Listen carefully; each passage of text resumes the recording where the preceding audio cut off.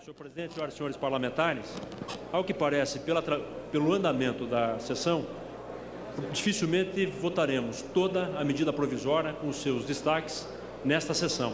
Teremos que votar na sessão extraordinária o regime de urgência para o projeto Ficha Limpa e amanhã concluir a votação dessa importante medida provisória, sempre lembrando que nós teremos uma votação que provavelmente será nominal, não com relação agora ao relatório, mas com relação à admissibilidade das emendas.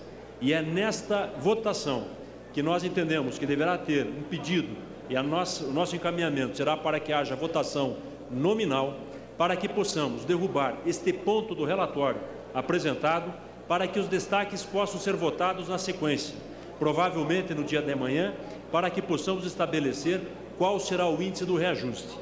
E por que é, mais uma vez, importante mostrar essa contradição neste momento do governo?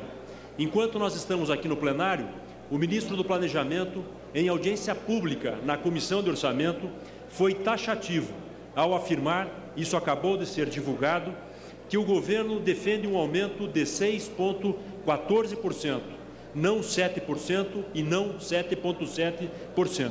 Isto mostra uma contradição.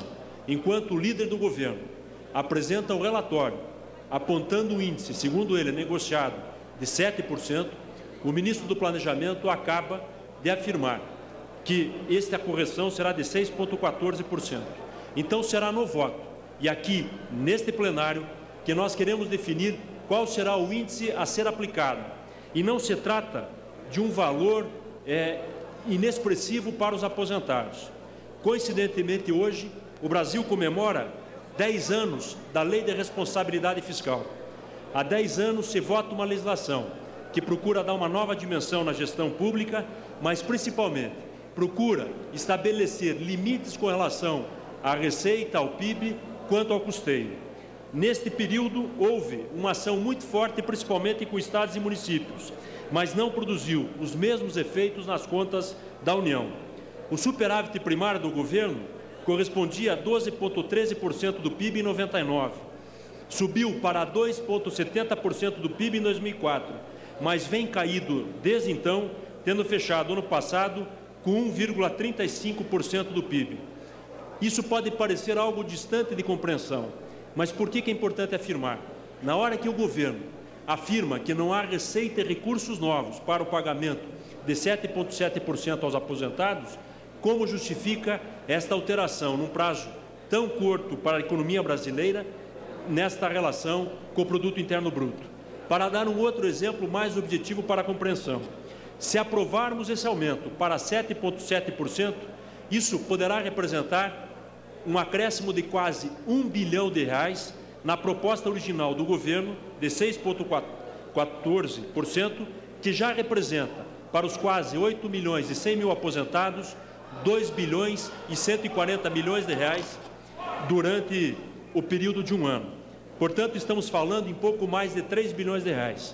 Neste mesmo período, o governo, ao enviar projetos para o Legislativo, propondo aumentos na folha de pagamentos, muitos legítimos e defensáveis, representa um acréscimo nas contas da União superior a 10 bilhões de reais.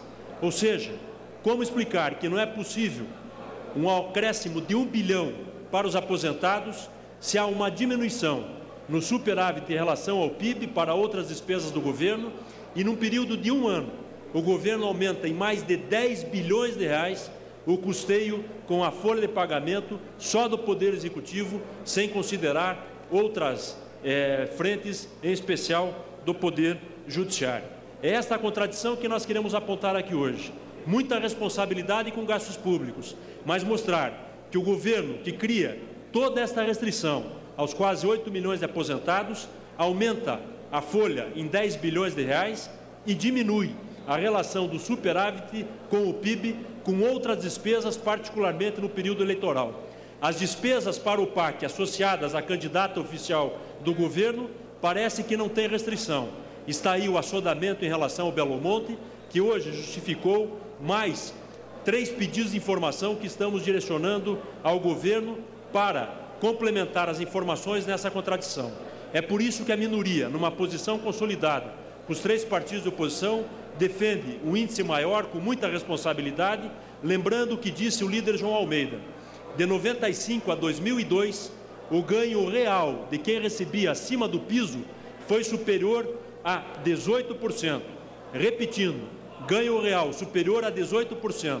Nos últimos 7 anos, o ganho real foi de 3,50%.